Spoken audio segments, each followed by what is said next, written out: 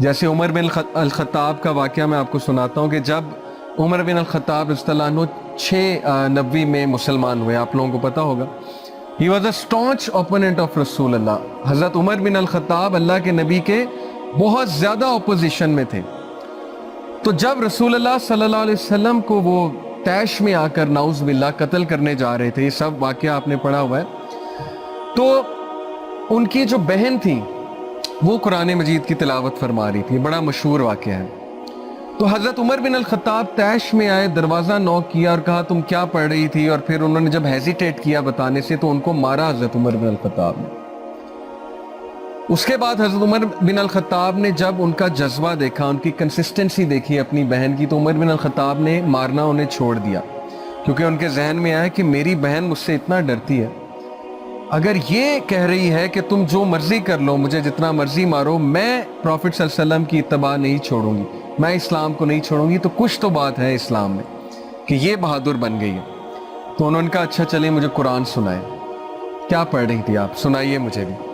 تو وہ ایک صحابی تھے جو وہاں انہیں قرآن سنانے آئے تھے، انہوں نے پھر وہ آیات پڑھی قرآن کی. وہ آیات تھی طٰہٰ مَا أَنزَلْنَا عَلَيْكَ الْقُرْآنَ لِتَشْقَىٰ. تو حضرت عمر صلی اللہ عنہ جیسے جیسے سورہ طٰہٰ سنتے گئے ان کی آنکھوں سے آنسو آتے گئے. اس کی وجہ حضرت عمر کے دل میں یہ بات تھی کہ جب سے اسلام آیا ہے ہماری زندگی اجیرن ہو گئی ہے، ہماری زندگیاں مشکل میں پڑ گئی ہیں. باپ بیٹے سے لڑائی کر رہا ہے، سوسائٹی میں درہم بھرم مچ گیا ہے، ماں بیٹے کے خلاف ہو گئی ہے، بیٹا ماں کے خلاف ہو گیا. یہ کیا کیا ہے رسول اللہ نے، محمد صلی اللہ علیہ وسلم نے کیا کیا ہماری سوسائٹی کے ساتھ؟ اسلام برڈن ہے ہمارے لیے.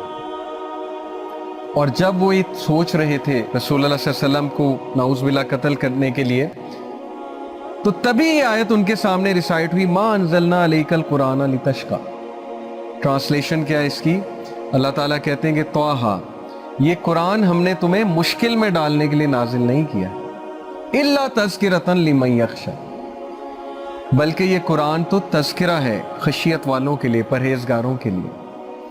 اب سیم ہماری بھی یہی تھنکنگ ہے کہ اسلام ہمیں برڈن کرنے آیا، اسلام میں پردہ ہے، اسلام میں یہ حرام ہے، اسلام میں وہ حرام ہے، اسلام کہتا ہے ٹائم نہ ضائع کرو، اسلام کہتا ہے شراب نہ پیو، اسلام کہتا ہے یہ نہ کرو وہ نہ کرو، موویز نہ دیکھو وغیرہ وغیرہ.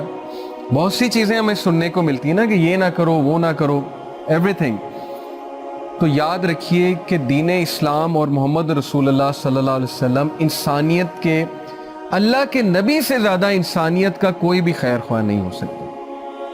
The greatest reformer that the world has ever seen is رسول اللہ صلی اللہ علیہ وسلم. اور یہ میں نہیں کہتا، مائیکل ایچ ہارٹ، ول ڈیورنٹ، میں نے آپ کو ول ڈیورنٹ کی پہلی کلاس میں کوٹ سنائے تھے. Then there is another George Bernard Shaw, British philosopher George Bernard Shaw. پتہ آپ کو جارج برنارڈ شاء کیا کہتا ہے رسول اللہ صلی اللہ علیہ وسلم کے بارے میں کرسچن ہوتے ہوئے؟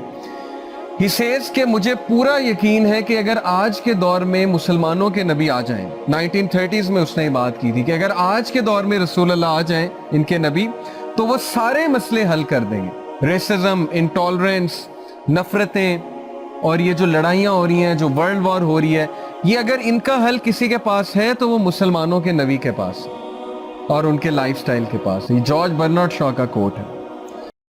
دین کی بات پھیلانا صدقہ جاریہ ہے. ثواب کی نیت سے ویڈیو کو شیئر ضرور کیجیے. جزاک اللہ.